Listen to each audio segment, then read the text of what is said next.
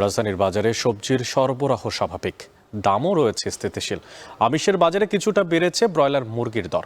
বাজার পরিস্থিতি বিস্তারিত জানাতে রাজধানীর কারণ বাজার থেকে যুক্ত হচ্ছেন সহকর্মী সিওল আহমেদ।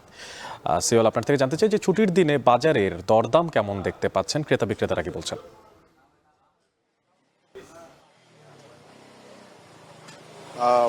অনেক আসলে অন্যান্য ছুটির দিনগুলোতে যেরকম রাজধানীতে ক্রেতাদের একটা ভিড় থাকে বাজারে, এবারে ছুটির দিনে কিন্তু আমরা দেখলাম যে রাজধানীতে ক্রেতাদের একটু ভিড় কম। তার কারণ হচ্ছে আপনি নিশ্চয়ই জানেন যে মে দিবস উপলক্ষে গত বৃহস্পতিবার সরকারি ছুটি ছিল, আজকে শুক্রবার, আগামীকাল শনিবার, 3 দিনের ছুটিতে কিন্তু রাজধানীর বাহিরে অনেক ক্রেতারাই চলে গেছেন ঘুরতে, যার কারণে কিন্তু ক্রেতার কিছুটা সংকট আমরা দেখতে পেরেছি। তবে যারা আসলে বাজার করতে এসেছেন তাদের মধ্যে আমরা মিশ্র প্রতিক্রিয়া দেখতে পেয়েছি। তারা বলেছেন যে অন্যান্য যে কোনো বছরের তুলনায় এই বছরে কিন্তু দ্রব্যমূল্য দাম কিছুটা কম, অর্থাৎ সবজির বাজার আমরা ঘুরেছি, সেখানেও দাম কিছুটা স্থিতিশীল তারা বলছেন। কিন্তু তারা বলছেন যে রমজান মাসের দামটা ছিল তার থেকে কিন্তু কিছুটা দাম বেড়েছে। সুতরাং তারা বলছেন যে অন্তর্বর্তীকালীন সরকারকে আরেকটু মনিটরিং এর মাধ্যমে বাজারের মধ্যস্বত্বভোগী যারা আছেন তাদের কাছ থেকে যদি বাজারটাকে নিয়ন্ত্রণহীন করা যায়, তা যদি ডিরেক্ট যারা কৃষক আছেন তাদের কাছ থেকে যদি সরাসরি বাজারে পণ্য নিয়ে বিক্রি করা যায়, তাহলে কিন্তু এই বাজার আরো স্থিতিশীল হবে, এমনটা কিন্তু ক্রেতারা বলেছেন।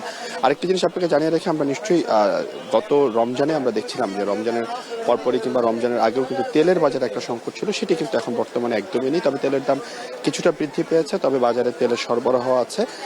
চালের দাম আমরা দেখেছি কিছুটা বেড়ে গিয়েছিল, সেটি এখন বলছেন ক্রেতারা বলছেন যে সবচেয়ে ভালো মানের যে মিনিকেট চালটি আছে সেটি আসলে বিক্রি হচ্ছে 82 থেকে 84 টাকার মধ্যে। তবে এই চালের দাম আরো কমে যাবে আগামী 1 সপ্তাহ থেকে 2 সপ্তাহের মধ্যে। তার বড় একটি কারণ হচ্ছে বাজারে নতুন মৌসুমের যে ধান ওঠা শুরু করেছে, সেখান থেকে আসলে চালের দাম কিছুটা কমে যাওয়ার পসিবিলিটি আছে বলে কিন্তু এখানকার যারা বিক্রেতা রয়েছেন তারা বলছেন।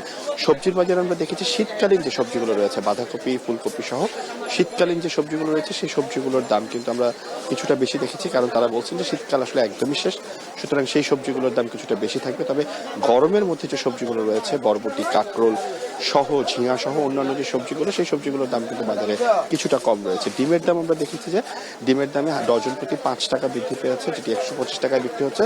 নর্মালি সে দামগুলো কিন্তু 120 টাকা করে গত সপ্তাহে ছিল। এবং আরেকটি বিষয় আপনাকে বলে রাখি, নর্মাল সাইজের একটি লাউ বিক্রি হচ্ছে 80 টাকা, যেটি গত 2 দিন আগেও কিন্তু বিক্রি হয়েছে প্রায় 100 থেকে 120 টাকাতে। পেঁয়াজ, রসুন এবং আদার দাম স্থিতিশীল রয়েছে। উল্টা ব্যবসায়ীরা বলছেন যে আলুর দাম অন্যান্য যে কোনো বছরের তুলনায় সবচেয়ে কম, 20 থেকে 22 টাকা কেজিতে বিক্রি হচ্ছে। পেঁয়াজের দামও তারা বলছেন যে কম রয়েছে। তবে তারা একটি জিনিস বলছেন যে পেঁয়াজের বাজার যেন কোনোভাবেই কোরবানিদের আগে অস্থিতিশীল না হয়, তার কারণে কিন্তু পেঁয়াজের যে আমদানি রয়েছে সেটি আসলে করে এখন থেকে আসলে মজুত করে রাখা দরকার সরকারের।